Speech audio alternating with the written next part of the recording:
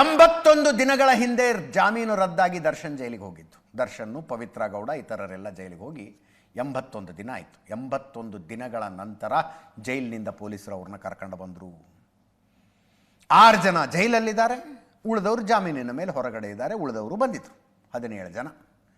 ಕೋರ್ಟ್ನಲ್ಲಿ ಕಾಲಿಡೋದಕ್ಕೂ ಜಾಗ ಇಲ್ಲ, ಕಾಲಿಡೋದಕ್ಕೂ ಜಾಗ ಇಲ್ಲ. ಅಲ್ಲಿ ಒಂದು ಹಂತದಲ್ಲಿ 17 ಜನ ಆರೋಪಿಗಳನ್ನು ಪೊಲೀಸರು ಕರ್ಕೊಂಡೋಗಿ ನ್ಯಾಯಾಧೀಶರ ಮುಂದೆ ನಿಲ್ಲಿಸೋದು ಅಸಾಧ್ಯ ಅನ್ನೋ ಹಂಗಾಗ್ಬಿಡ್ತು.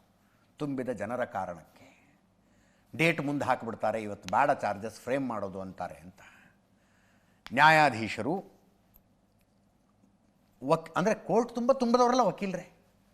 ಯಾರು ಈ ಕೇಸಿಗೆ ನೇರವಾಗಿ ಸಂಬಂಧಪಟ್ಟವರು ಇದ್ದೀರಿ ಅವ್ರನ್ನ ಬಿಟ್ಟು ಉಳಿದವರೆಲ್ಲ ಹೊರಗೋಗಿ ಅಂತ ಹೇಳಿದ್ರು.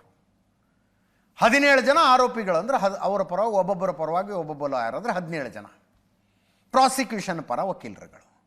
ಇಷ್ಟು ಬಿಟ್ಟು ಉಳಿದವರು ಹೊರಗೆ ಹೋಗಿ ಅಂದರೂ ಜಾಗ ಖಾಲಿ ಆಗಲಿಲ್ಲ. ಅಟ್ಲೀಸ್ಟ್ 17 ಜನರನ್ನು ಕರ್ಕೊಂಡು ಬಂದು ಒಳಗಡೆ ನಿಲ್ಲಿಸೋದಕ್ಕಾದರೂ ಅವಕಾಶ ಮಾಡಿಕೊಡಿ ಅಂದರು. ಅಂತೂ ಇಂತೂ ಆಯ್ತು, ಅದಕ್ಕೆ ಕರ್ಕೊಂಡು ಬಂದರು.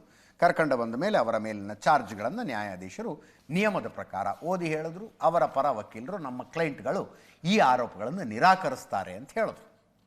ಅದಾದ ಮೇಲೆ ಮುಂದಿನ 10ನೇ ತಾರೀಕು ವಿಚಾರಣೆ ಆರಂಭ ಅಂತ ನ್ಯಾಯಾಧೀಶರು ಹೇಳಿದ್ರು. IP ನಾಯಕ್ ನ್ಯಾಯಾಧೀಶರು, ಸೆಷನ್ಸ್ ಜಡ್ಜ್ ಅವರೇ ಈಗ ವಿಚಾರಣೆಯನ್ನು ನಡೆಸೋದು. ಅದಾದ ಮೇಲೆ ಇವರ ಕಡೆ ವಕೀಲರುಗಳು ಒಂದು ಮನವಿ ಮಾಡಿಕೊಂಡ್ರು. ಮನೆಯಿಂದ ಊಟ ತಂದಿದ್ದಾರೆ, ಊಟ ಮಾಡಬಹುದಾ ಇವರು ಅಂತ.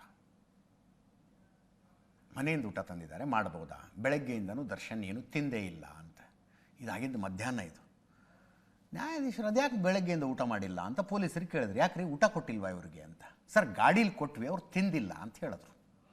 ಒಂದು ಕಡೆ ವಿಜಯಲಕ್ಷ್ಮಿ ಅಡುಗೆ ಮಾಡಿ ಊಟಕ್ಕೆ ಕಳಿಸಿದ್ರು. ಇನ್ನೊಂದು ಕಡೆ ಆ ಪವಿತ್ರ ಗೌಡ ಮಗಳು ಸ್ವತಃ ಊಟ ತಗೊಂಡು ಬಂದಿತ್ತು. ನ್ಯಾಯಾಧೀಶರು ಆಯ್ತು, ಇವತ್ತೊಂದು ದಿವಸ ತಾನೇ, ಪೊಲೀಸರು ಪರಿಶೀಲನೆ ಮಾಡಿ, ಅಂದರೆ ಅಡುಗೆ ನಿಜವಾದ ಅಡುಗೆನಾ ಅಥವಾ ಒಳಗಡೆ ಏನು ಗದ್ದು ಮುಚ್ಚಿ ಏನಾರು ತಂದಿದ್ದಾರಾ, ಸರಿಯಾಗಿ ಪರಿಶೀಲನೆ ಮಾಡಿ ಊಟ ಮಾಡೋದಕ್ಕೆ ಅವಕಾಶ ಕೊಡಿ ಅಂದರೆ ನ್ಯಾಯಾಲಯದ ಆವರಣದಲ್ಲಿ ಊಟ ಮಾಡಿದ್ರು.